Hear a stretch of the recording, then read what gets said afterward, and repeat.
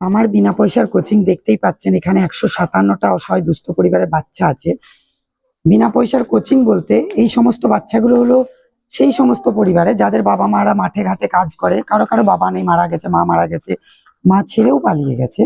এছাড়া বাবা মা মাঠে ঘাটে কাজ করে, কাঠমিস্ত্রি কাজ করে, লেবারের কাজ করে, রাজমিস্ত্রির কাজ করে, লোকের দোকানে 100 টাকা বেতনে কাজ করে। এই সমস্ত পরিবারে যাদের 2-3টে সন্তান মানুষ করা, খাওয়ানো এখনকার দিনে কতটা কষ্ট সবাই জানেন। সুতরাং তাদের বাচ্চাদের একটা কোচিং দেওয়ার ক্ষমতা নেই। সবাই সরকারি স্কুলে যায় এবং সেই কোচিংটা আমি দেওয়ার চেষ্টা করি 7 বছর ধরে।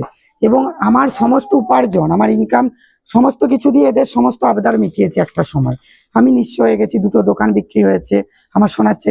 তো আস্তে আস্তে আমার কথা যখন মানুষ জেনেছে, পাশে দাঁড়িয়েছে। এখন ব্যাঙ্গালোর থেকে কিছু মানুষ পাশে দাঁড়াচ্ছে, বিভিন্ন কলকাতা, ঝাড়গ্রাম, বাঁকুড়া, বিভিন্ন জায়গা থেকে মানুষ টিফিন পাঠাচ্ছে, জামা কাপড়।